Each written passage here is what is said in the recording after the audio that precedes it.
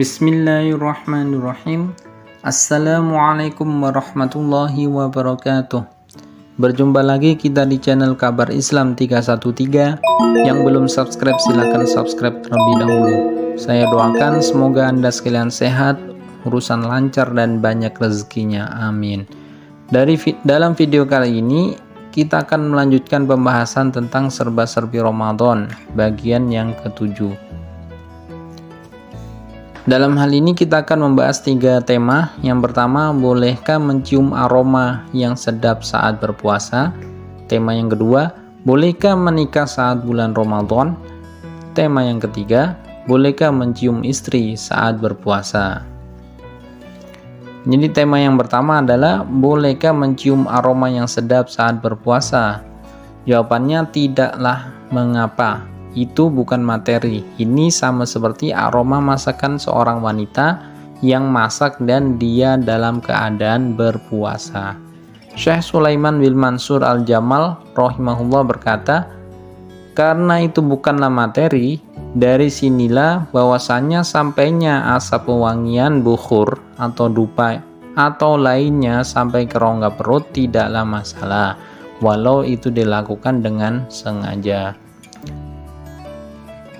Kemudian Imam Ibnu Taimiyah rahimahullah berkata, mencium harum-haruman adalah tidak mengapa bagi orang yang berpuasa. Termaktub dalam Fatwa Al-Kubro.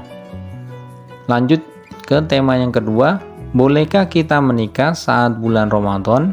Jawabnya, tidak ada larangan menikah di bulan Ramadan ataupun di bulan-bulan yang manapun. Hanya saja nikah di bulan Ramadan, bagaimana dengan pesta walimahannya? Sebab ketika siang tamu pada umumnya berpuasa. Kemudian jika malam mereka juga sholat taraweh. Kecuali jika ingin akadnya saja di malam hari. Lalu, kuatkah menahan diri? Biasanya pengantin baru itu maunya berduaan terus. Khawatir tidak kuat menahan diri, akhirnya mereka merusak puasanya pada siang hari. Syekh Muhammad Sholeh Al-Munajjid hafizahullah mengatakan, dalam syariat tidak ada larangan menikah di bulan Ramadan semata-mata karena Ramadannya. Begitu pula tidak ada larangan di bulan lainnya. Tetapi nikah boleh dilakukan di waktu kapanpun, di hari-hari apapun sepanjang tahun. Tetapi orang yang sedang berpuasa terlarang untuk makan, minum, dan jima sejak terbitnya fajar sampai terbenamnya matahari. Jika dia mampu menguasai diri dan tidak khawatir akan melakukan hal yang bisa merusak puasanya, maka tidak apa-apa baginya nikah di bulan Ramadan. Kenyataannya, orang yang akan menilai kehidupan suami istri di bulan Ramadan biasanya tidak mampu bersabar atas istrinya sepanjang siang, khawatir dia melakukan hal terlarang di siang hari. Dengan itu dia merusak kehormatan bulan Ramadan, melakukan dosa besar, dan wajib baginya mengqadha juga kafarat, yaitu dengan membebaskan budak. Kalau tidak mampu maka puasa 2 bulan berturut-turut. Jika tidak mampu maka memberi makan 60 orang miskin. Jika hal ini terjadi berulang-ulang, maka sebanyak itu pula kafarat yang akan dia lakukan. Termaktub dalam Al-Islam Soal wal Jawab nomor 5736. Lanjut ke tema yang ketiga, bolehkah mencium istri saat berpuasa? Maka jawabnya adalah boleh selama bisa menahan diri. Jika tidak bisa menahan diri maka makruh hukumnya. Diriwayatkan dari Umar radhiyallahu anhu, suatu hari bangkitlah syahwat saya, lalu saya mencium istri. Saat itu saya sedang berpuasa. Maka saya datang kepada Rasulullah SAW. Saya berkata, hari ini aku telah melakukan hal yang sangat besar. Aku mencium istri padahal sedang berpuasa. Maka Rasulullah SAW bersabda, apa pendapatmu jika kamu berkumur-kumur dengan air dan kamu sedang berpuasa? Jawab Umar, tidak mengapa, Maka Rasulullah bersabda, lalu kenapa masih bertanya? Hadis riwayat Ahmad nomor 138.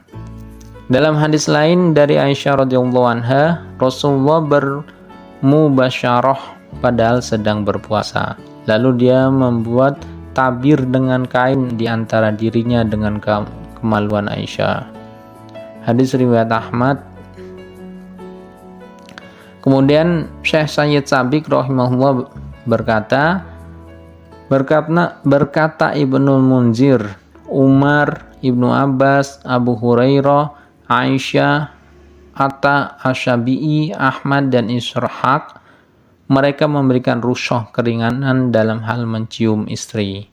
Mazhab Hanafi dan Asyafi'i, mencium itu makruh jika melahirkan syahwat dan tidak makruh jika tidak bersyahwat, tetapi lebih utama meninggalkannya. Dalam hal ini tidak ada perbedaan antara anak muda dan orang tua. Yang menjadi pelajaran adalah munculnya syahwat atau rangsangan itu dan kekhawatiran terjadinya inzal atau keluarnya mani.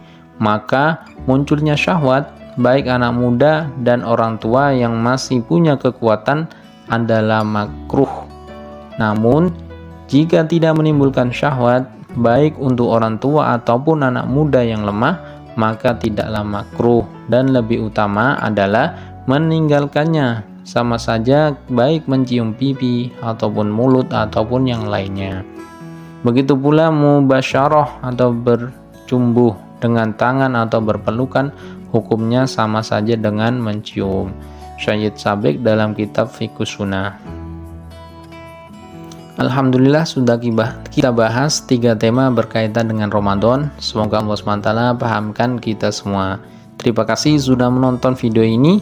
Tema ini akan terus kita bahas sampai dengan akhir bulan Ramadan, insya Allah. Jangan lupa subscribe agar tidak tertinggal dengan pembahasan-pembahasan yang berikutnya. Demikian, wallahu ta'ala alam. Wassalamualaikum warahmatullahi wabarakatuh.